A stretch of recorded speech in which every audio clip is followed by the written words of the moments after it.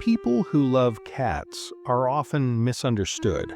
They're called distant, cold, independent to the point of selfishness. But psychology tells a very different story. If you've ever loved a cat, really loved one, you already know this. Cats don't give affection on command. They don't perform love. They don't obey just to please you. And the people who choose cats usually aren't looking for control. They're looking for something else. Let me explain. Dogs love you loudly. Cats love you quietly. A dog enters the room and celebrates your existence. A cat watches first, evaluates, then chooses. And that choice matters. People who love cats are often people who respect boundaries, even when it costs them comfort. Psychology shows that humans naturally crave predictable reward, attention, validation, reassurance. Cats don't provide that consistently, and yet cat lovers stay, which tells us something important. They're comfortable with uncertainty. They don't need constant reassurance to feel secure. That's not emotional coldness, that's emotional regulation. Studies on attachment styles show that people who prefer cats often score higher in secure or avoidant secure traits. They value closeness, but only when it's authentic. They don't want forced intimacy. They want chosen connection. A cat doesn't love you because you feed it. It loves you because it decided you're safe. People who love cats understand this deeply, often without realizing it. This is why cat lovers tend to be more observant than expressive. They notice subtle shifts in mood, energy, silence. Because cats communicate mostly without words, a slow blink, a tail movement, a pause before approaching. Cat lovers learn to read what isn't said. Psychologically, this trains sensitivity, not hypersensitivity, attunement. They're often the kind of people who pick up on tension in a room before anyone speaks, who notice when someone is pretending to be okay, who understand that presence doesn't always need noise. Another trait: cat lovers are usually more comfortable being alone, not lonely, alone. Cats don't fill silence, they coexist with it. They sit beside you without demanding conversation. They leave when they want space. They return when they choose closeness. People who love cats often grew up learning to self-soothe.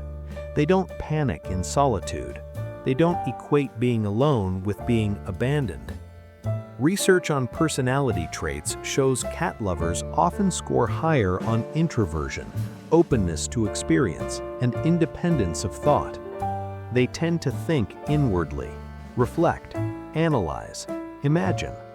Many writers, artists, philosophers, and deep thinkers were cat people. Not because cats make you creative, but because cats don't interrupt your inner world. They allow it. There's also a darker layer. Some people love cats because they've been emotionally overwhelmed before. They've experienced relationships where love came with obligation, control, noise, pressure. Cats don't invade. They respect distance. And for someone whose nervous system has been overstimulated by people, that feels like safety. Psychology calls this nervous system compatibility. Cats don't trigger hypervigilance. They don't demand emotional labor. They allow slow trust. That's healing. This is why cat lovers often struggle with people who are emotionally loud. They don't like forced closeness. They don't trust intensity that arrives too fast. They believe real connection builds quietly, over time. Another interesting pattern: cat lovers often value consent deeply, not just physically, emotionally. They don't like being rushed into vulnerability. They don't overshare early. They believe access to their inner world is earned, not given automatically. This mirrors how cats operate. Affection is not owed, it's offered. Psychologically, this reflects high internal boundaries. These people know where they end and others begin.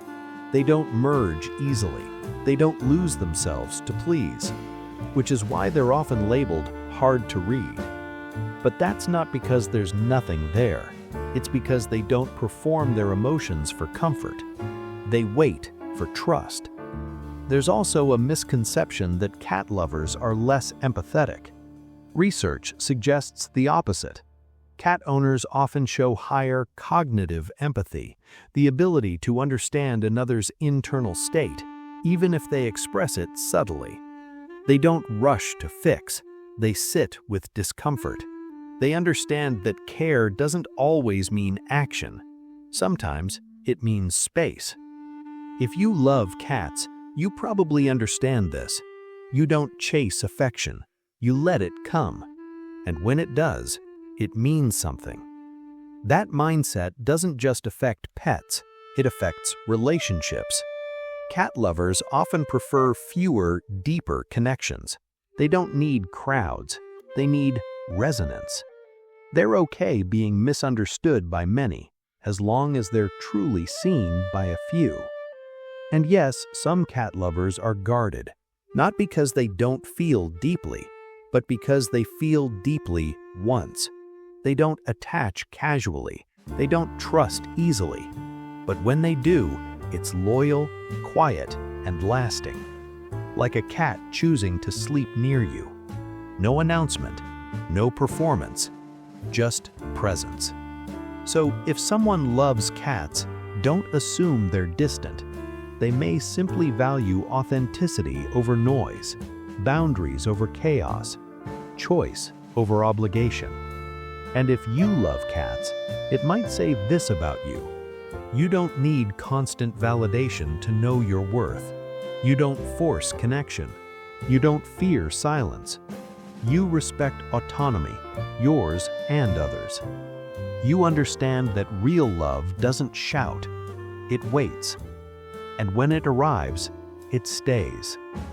If this felt personal, that's not accidental.